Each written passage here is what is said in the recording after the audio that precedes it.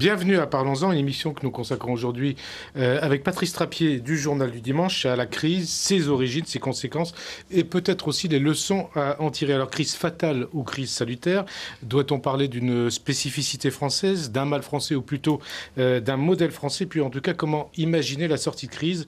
Pour en débattre, trois personnalités, trois regards différents sur la crise et les réponses à y apporter. Tout d'abord, le regard de Patrick Devedjian, le ministre de la Relance, donc on va dire au centre du dispositif gouvernemental anti-crise. Avec nous aussi Philippe Ashkenazi, directeur de recherche au CNRS. Vous êtes le co-auteur avec notamment Daniel Cohen d'un ouvrage d'économie politique. Son titre, 16 nouvelles questions d'économie contemporaine, et c'est publié chez Albin Michel. Et enfin, Paul Jorion, économiste et anthropologue. Alors on va dire que vous avez été l'un des rares économistes à annoncer la crise des subprimes, et vous venez de publier chez Fayard L'argent, mode d'emploi. Alors avant de vous donner la parole, une illustration en images, c'est signé Jean-Baptiste Daoulas.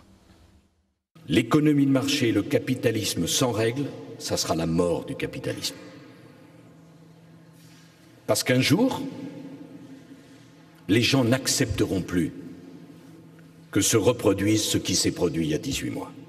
Voilà 1 an et demi que les dirigeants mondiaux promettent une nouvelle gouvernance pour sortir les économies de la crise. Au G20 de Londres, Gordon Brown avait même prédit l'émergence d'un nouvel ordre mondial. Comme si la crise, au lieu d'être fatale, pouvait avoir une dimension salutaire. Parmi les succès de cette nouvelle gouvernance, le rôle du FMI, de plus en plus incontournable. Après l'Islande, l'institution a encore montré son importance dans le plan de sauvetage de la Grèce le mois dernier. Dominique Strauss-Kahn devrait d'ailleurs demander un élargissement de son champ d'action dans les mois qui viennent. Plus nuancé, le chantier de la régulation des marchés financiers, les pays du G20 peinent à se mettre d'accord sur la marche à suivre, entre ceux qui voudraient cibler les bénéfices des banques et ceux qui préféreraient s'en prendre directement au bonus des traders. Au niveau des simples citoyens, la crise est encore bien visible. En France, de nombreux indicateurs restent au rouge. Le chômage a passé la barre des 10% de la population active et l'indice du moral des ménages est reparti à la baisse depuis le début de l'année. Signe que les Français ne croient toujours pas à une sortie de crise.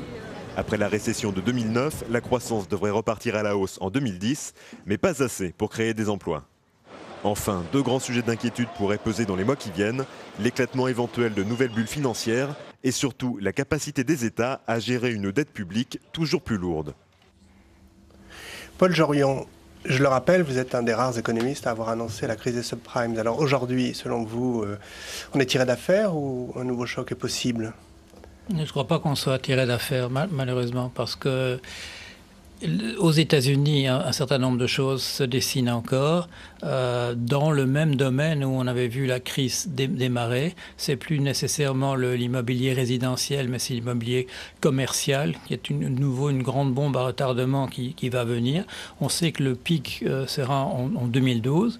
On s'active un tout petit peu aux États-Unis pour essayer de désamorcer ça, mais il y a des gens comme Mme Elizabeth Warren qui s'occupent de ces choses, qui dit devant tout le monde au Congrès qu'on ne fait pas suffisamment et que ça va exploser aussi. Et puis il y a l'autre aspect, comme on le sait, le secteur bancaire a entraîné dans sa chute, a entraîné les États.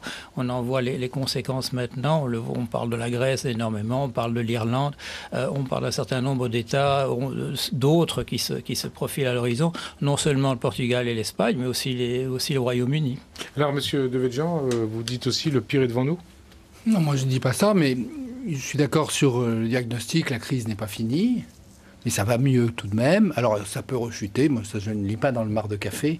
Je ne suis pas au gouvernement pour faire des pronostics. Non, vous êtes là pour relancer. Et pour relancer. Voilà. Alors, je constate que ça marche, la relance. Et que, bien sûr, que l'année 2010 est bien meilleure que l'année 2009, qui a été tout à fait terrible. Et que la France, ce que dit M. Jorion, c'est qu'elle sera... Alors, moi, je n'ai pas une connaissance suffisamment fine du marché de l'immobilier américain. C'est d'ailleurs intéressant entre M. Ashkenazi et M. Jorion, parce que l'analyse de la crise n'est pas la même.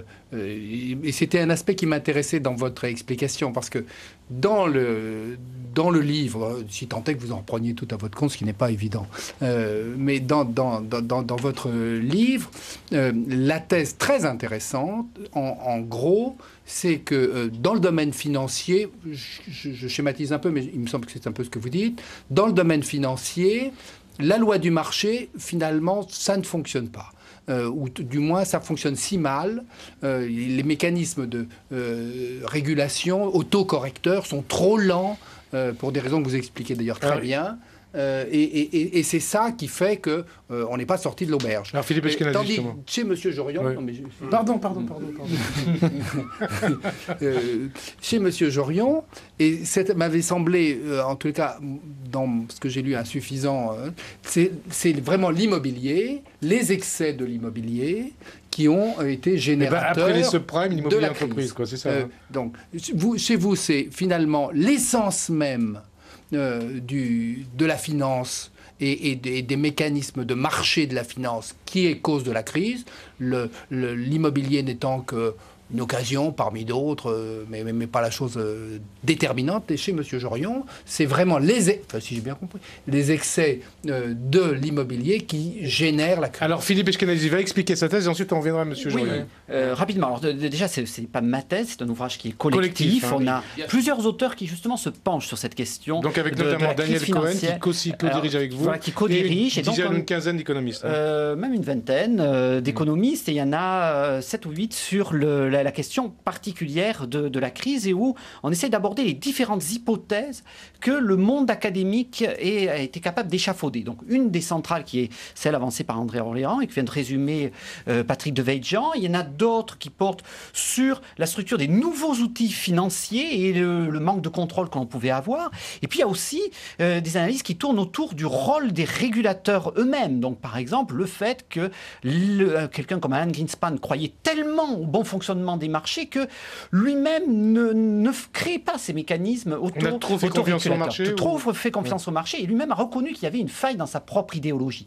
Donc on voit qu'on a différents types d'hypothèses, et à la limite c'est ça qui me rend le plus inquiet, c'est-à-dire qu'on n'est pas encore certain de qu'est-ce qui a véritablement déclenché la crise. Donc tant qu'on ne sait pas cela, on a du mal à conseiller aux gouvernants quelle est la bonne politique à mener. C'est ça qui explique en partie aussi les hésitations des différents États. Est-ce que vous dites comme Paul Jorion que le pire est peut-être...